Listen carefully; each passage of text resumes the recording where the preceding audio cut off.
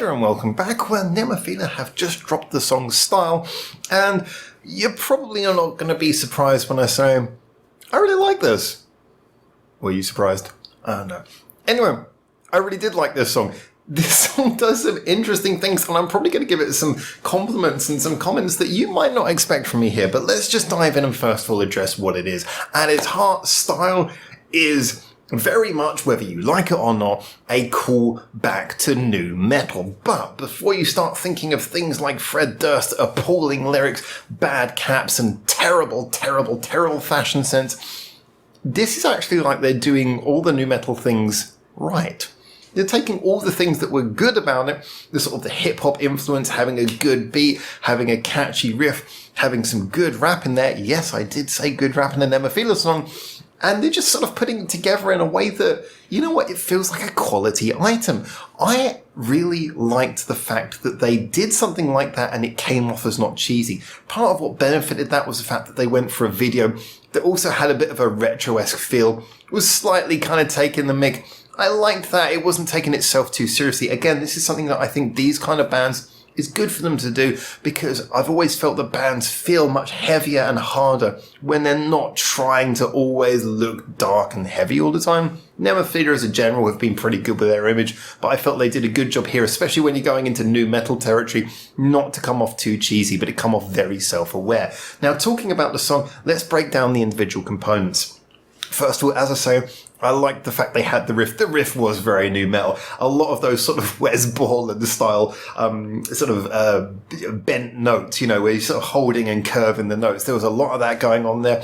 And I like that. That was one of the things that was kind of cool about those nu metal riffs. They brought that back, but they didn't spend too long obsessing on it. They really allowed the rap bit to come in. And this was interesting. I felt that, okay, yes, you can tell the difference between someone who doesn't rap all the time and someone who's rapping, especially for a song. But this didn't feel like some phoned in thing. It felt like there was a lot of effort there. I like the way that her lyrics sped up towards the end of the verse to build up the intensity. I like the fact that she wasn't always just sort of jamming the emphasis on the same beat every time. There was a real feeling that she was trying to do something good. And like I said, it didn't come off cheap. It served the purpose. And considering that, again, I'm sort of referencing nu metal bands who had some awful rap in them a lot of the time, I think this is a massive step up for the genre.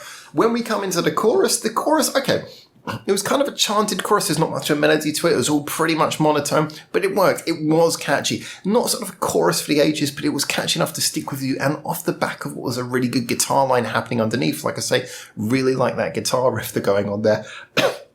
It just kind of worked. It really did sort of give it something of an energy, and therefore.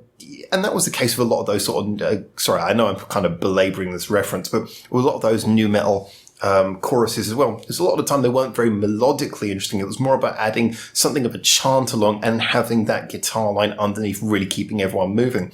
So yeah, it served the purpose. It did everything in the book. Now, this is where we move on to a bit where you guys are probably going to be quite surprised at what I'm about to say. Because the bridge, at first, I like it broke down. It went to something a bit mysterious. Again, we kind of heard that as a bit of a trope of the genre. Went to that. And then it built up. And then you had the headbang along bit. I'm going to say it. This song could have even really used a guitar solo. Or I would have personally, preferably, really gone for some screamo in that bridge. Yeah, I said it. It's kind of like a quintessential thing. One of the places where screamo does work is in a bridge, where you're really trying to sort of build up the intensity before the last chorus. And especially in a nu metal bridge, it's almost like that's where they belong. I was waiting for her to come in with the screamo at any minute, and I was happy for it. I was ready for it. I was kind of sad that she didn't do that. I was sad that she didn't sort of give us that blood-curdling scream at that moment. We heard a little bit right on the first note of the song, and it was kind of welcome there because it blasted you into the song. Wasn't too much. I'm actually saying it. Guitar solo would have been fine, but I would have really gone for some real head-banging, blood-curdling screamo in that bridge, just as it came out the quiet bit and went into the loud bit, just before we blasted into the last chorus. I thought that was a perfect place for it. And yes, I felt that was the one and only missed opportunity, is I didn't feel this song had enough screamo.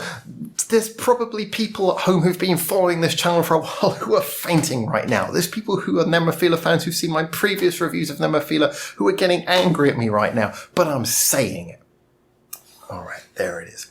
Anyway, so point is though, this was a really good fun song. It was well delivered. It brought some respect to a genre that most of us have been trying to forget about. You know, honestly, I mean, as much as I belabor that reference, this was a song that took a genre that, you know, okay, it left bad memories with a lot of us, but it was a fun genre that had some really good moments. They took away all of the silly posturing and attitude. They made it fun. They delivered it with quality, and they gave themselves a song that is another interesting bow in their catalogue.